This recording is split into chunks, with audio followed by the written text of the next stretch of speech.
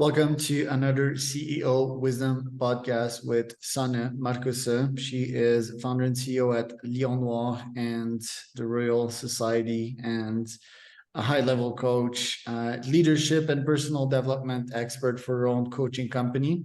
We're going to talk about coaching today. We're going to talk about mindset. We're going to talk about business and how to grow your business, everything in between. This podcast is brought to you by podbuyer.com. That is my podcasting agency. If you want to start, scale, be invited to podcast.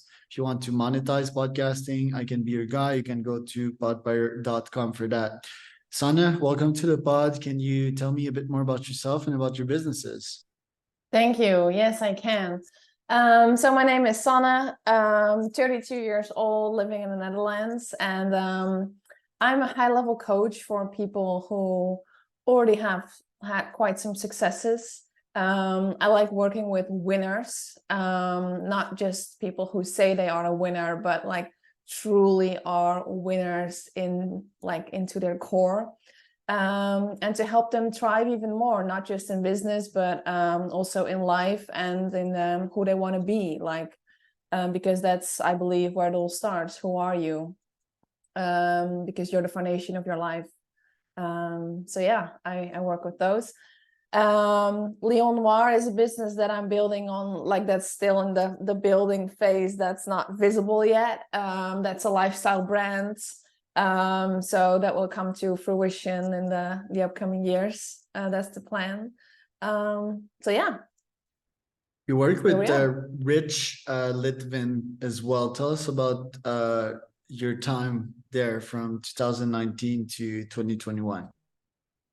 Yeah, I've been on the leadership team for some of his events, like transformational events, which was an interesting experience to develop my own leadership and my leadership style, and actually exploring my zone of genius and what I want to bring into my own business and my own life. So yeah, gave me a lot of experience. And that, I mean, you had an entrepreneurial experience before that, Femme Valérie. You were into fitness, lifestyle, and so forth. So yeah. What led you to the path to found your own businesses? My own journey. One day I decided that I wasn't happy with who I was, literally looking in the mirror and not being happy. So one day I decided to change that and to not stop until I was where I wanted to be. So that kind of kicked off a transformational journey in fitness, lifestyle, mindset, everything. And along the way, I learned that I could help people do the same.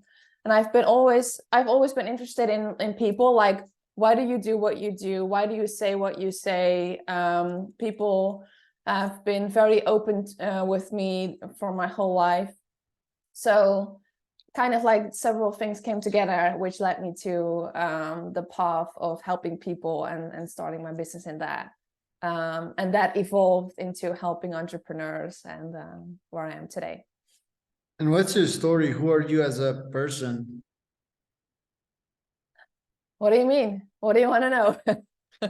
Well, everyone has a story. I was this kid that was standing outside of the class, was the class clown. I spent 50% of my time outside the class, never fit in the system. Then discovered video games and partying, then maxed that thing out and decided to start multiple businesses, travel the world, met my wife, and yeah, became very successful. So that's my long story short. What's yours? Yeah, okay. Well, it's similar, I guess. I was always a loner in school. I hated also school. Never really had real friends. Been in depression and burnout on a really young age. Was very insecure. My perfectionism and how do you say that, the control freak in me always took over. I've been really stressed, which caused like physical issues. So I had like all these like mental and physical issues because of being insecure and pushing myself really, really hard until the point that I got pregnant, which I saw as and still see as my saving, because I truly believe if I didn't like get my daughter, I wouldn't be here today. So yeah, got my daughter, got another daughter, married, and yeah. Wow. And That changed. parenthood, how do you juggle between that and your entrepreneurial life nowadays? It's been a journey to like figure out what works, but I mean, being an entrepreneur also gives freedom, right? I mean, I can decide when I work and how my weeks look like. So for me, it's really important to have time with the kids, to pick them up from school myself, that kind of stuff. The gym is very important to me. So I actually created my business around the things that I value in my personal life and my family life. So it's been tough, especially the first couple of years, but right now I feel that I've pretty good balance, and it's how I want it to be have. Yeah. You started the pod saying like real winners with vs people that say that are winners. So uh who's a false winner and who's a real winner? Yeah, that's kind of hard to explain maybe. Let me try it. Well, what I do is I challenge people and I tell them what they really need to hear in order to like grow and move forward in whatever it is that they want. But that's uncomfortable. And the steps you have to take from that and from the awareness that we've created are uncomfortable, and it requires courage, and it requires like being able to face yourself. So a lot of people say they are like true winners, they are committed, they are willing, but when it comes down to it, they lack the courage or the self-leadership or the true willingness to actually move through that whatever fear or discomfort. So yeah, that's where like the true winners come out or not. It's a tough question. I'm gonna try to answer it as well. Well, I think first, like it's about your definition. If you accomplish your goals, your own goals, I mean that's winning, you know, like you set goals, you accomplish them, however hard it is. Then if you want to compare yourself to others and be up there in the scoreboard, whether it's money or not, then you're gonna have to go with the common definitions of winning. So let's say I make 1 million a year and I want to be a billionaire. Well, not winning yet, you know, like I'm partially winning, and that's what I would define myself as, you know, like I accomplished many goals in my life. I did not accomplish my moonshot yet. Doesn't make me a loser, but I'm hungry. I'm fucking hungry, you know, and I'm hustling to get there, hustling smart. And then I think it's about scale as well, I would say, generally speaking, because a bunch of people, you know, they're very short term, you know, they go in the gym, they're very manly and testosterone, but I mean, they step out the gym and then they're cheaters, and they don't do ethical things, and then it comes back out in their face, and they don't risk much. They don't go out much of their comfort zone. So they might define themselves on a testosterone boost that they're winners, but in reality, in the IQ and calculated side of things, they might not be. You know, they might also not. Another definition that I would add, apart from scaling and being winning more and more, is definitely the helping society, right? Like if you don't help the society and if you just consume what society has to offer to you, if you cheat people, then you're definitely not a winner. What do you think about these? Yeah, it's true. I agree. And what I also would add is like this is the examples you give is a lot of outside. So like, for example, the million or the billion and the gym thing stuff, like that's outside. But what truly matters to me is like, are you a winner on the inside? Because it doesn't really matter how it looks like on the outside and what the goals are and if they are achieved or not. I mean, yes, I think you should have goals and have a vision and like something to work towards to. But in the end, it all comes down to who are you on the inside, and are you a winner in who you are? Are you relentless? Are you willing to sacrifice? And like, are you moving through your fears? I mean, it can be as simple as, can you call this or that person? Do you have the courage to do that? Like, it's about mindset, and it's about like how are you showing up, and how that looks like on the outside, I don't really care. Right.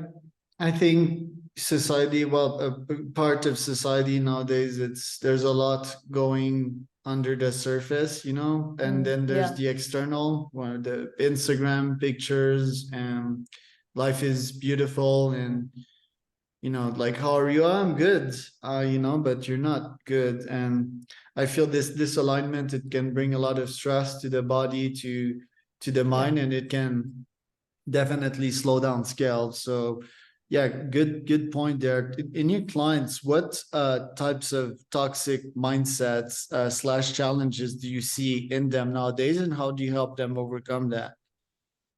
Ego is always a big one.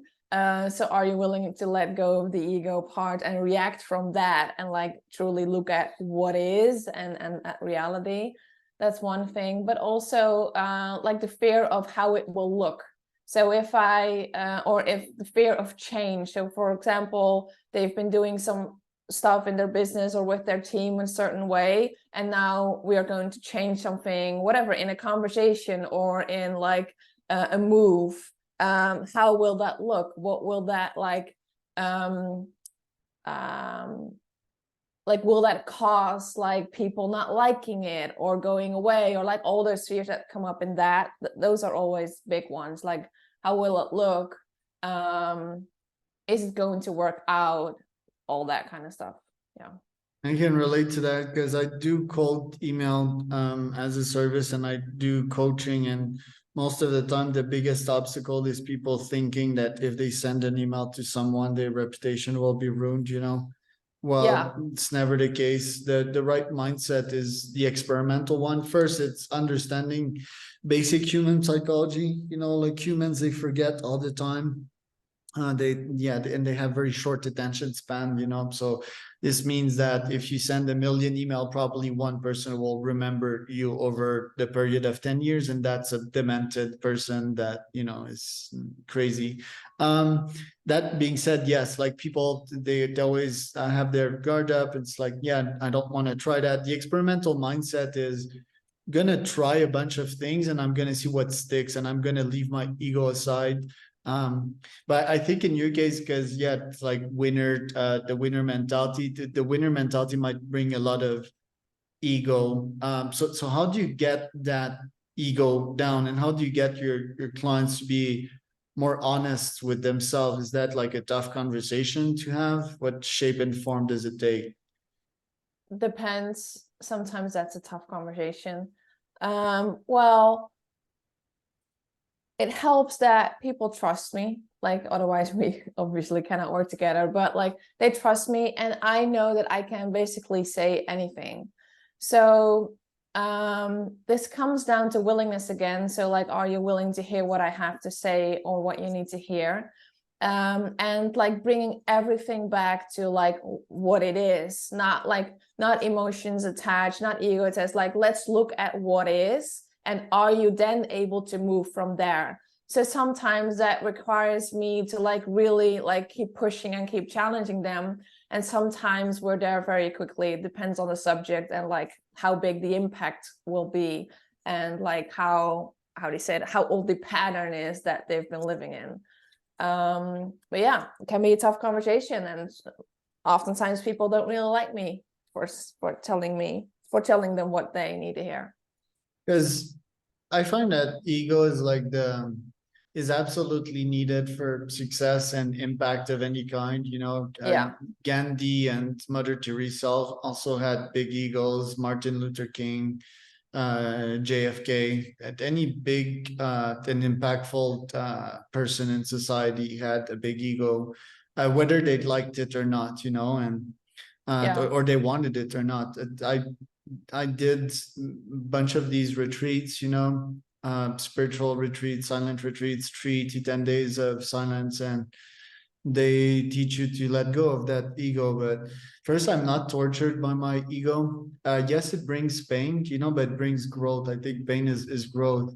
And find that people that do not have any ego, they don't do anything, like I'm looking at a forest right now. I'd just go live in the forest by myself and I'd sit down, and I don't think I'd have any positive impact on humanity if I would do that. So ego is good, but yeah, it needs to be reared in the right direction. There needs to be a bit of heart as well, and there needs to be a broader thought than just me, myself, and I. I had various I studied a bit more men's because I'm a man, and I had Arnie Rubinstein that became a friend, and he's the rites of passage guy in Australia. And him and I talked, and that could be the definition again of a winner and a loser. Loser would be some kind of boy, like someone that just cares about themselves, thinks the world revolves around themselves. Their woman needs to make them food. The children needs to shut up when they're around.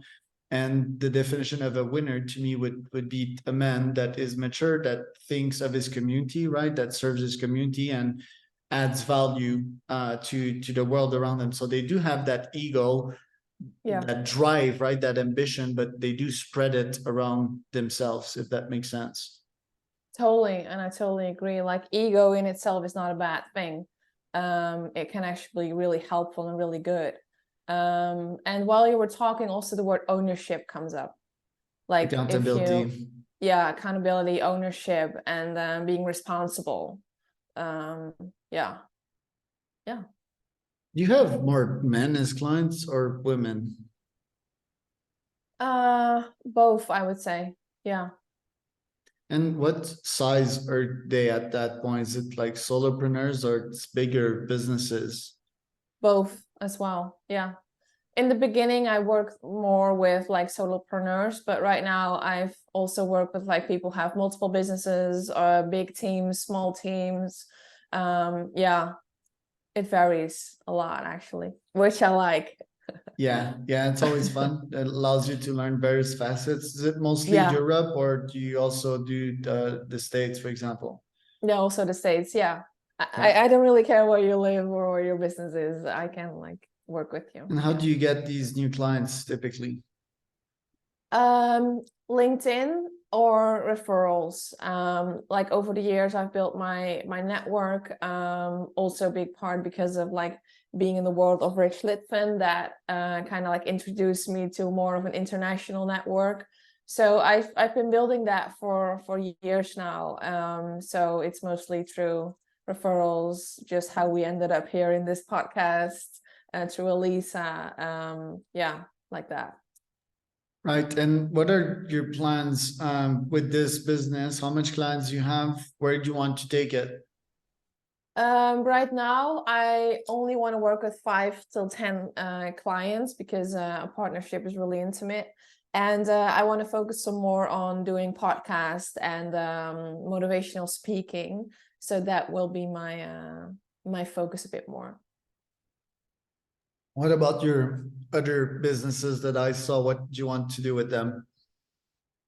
Well, as I said in the beginning, Leonir is in the building phase behind the scenes, because that's like a business with like physical products. So like that's a lot of like figuring out and doing samples and all that.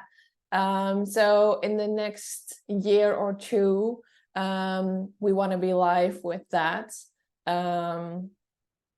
Yeah, and that's it. How much do you charge per coaching client typically? Depends. I like working with people for longer periods of time. Right now, my pricing is from 50K till 200K. per year. Yes. Okay. So divided by 12, that would be, yeah, around 5K a month, ish. Interesting. And how much sessions does that include? It depends. Like everything I do is tailored. So if someone would want to work with me, we first have a really good conversation because I'm really picky.